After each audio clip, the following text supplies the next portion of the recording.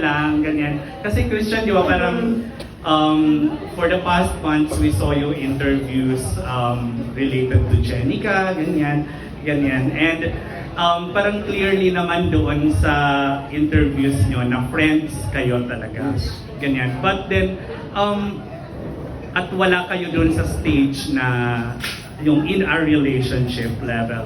Do you consider still it as a broken heart situation when you know na hanggang friends lang kayo? Hindi. Hindi. Kasi klaro yun sa amin eh. Klaro yun sa amin. Tol.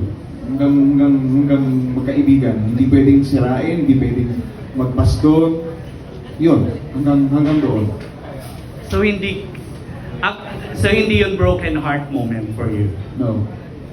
Okay. I love you, girl. Ay, ano ba yun? Dituloy ako makasundot. Ganyan. Ayan. Pero ano na lang, yung last question ko na lang related to you is, what is the biggest lesson you've learned from a broken heart situation? The biggest lesson, I guess, is yung natutunan ko to love myself, to cater what I feel, to yung bigyang pansin kung ano yung sinisigaw ng utak ko subconsciously at sinisigaw ng katawan ko, ng puso ko.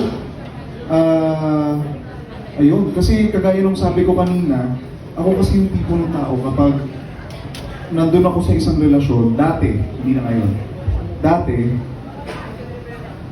bibigay ko yung buong ako, as in buo. Pero ngayon, natutunan ko na paano kumreno. Thank you, Christian. I love you.